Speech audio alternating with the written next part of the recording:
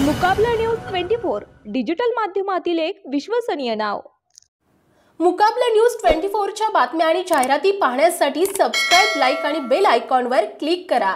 आमदारी घाटात भीषण अपघात, एका शाळकरी मुलीचा मृत्यू।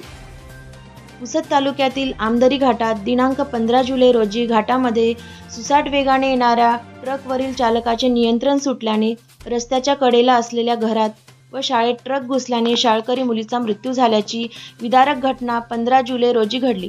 प्राप्त माहितीनुसार पुसदवरून नांदेडकडे जाणाऱ्या सिमेंट ट्रक MH10CR 7711 क्रमांकाच्या ट्रकच्या ड्रायव्हरचा गाडीवरील ताबा सुटल्याने सदर ट्रक आमदारी गावातील रस्त्यालगत असलेल्या घरात घुसला। नंतर शाळेच्या शौचालयाला धडक दिल्याने शौचालयात घुसल्याने शाळकरी मुलीचा जागीच मृत्यू झाला। सदरील अपघात 15 जुलैच्या सकाळी 11 ते 11:30च्या दरम्यान घडला आहे।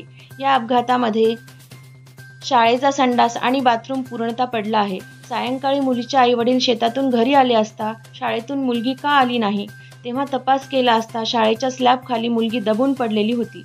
यात तिचा मृत्यू झाला। कुमारी शीतल पांडुरंग किरवळे, वय वर्ष 7 असे मृतक मुलीचे नाव आहे। पोलिसांनी ट्रक ड्रायव्हरला अटक केली असून पुढील तपास सुरू आहे। मुकाबला न्यूज 24 साठी न्यूज रीडर प्रियंका चिद्दरवार, यवतमाळ।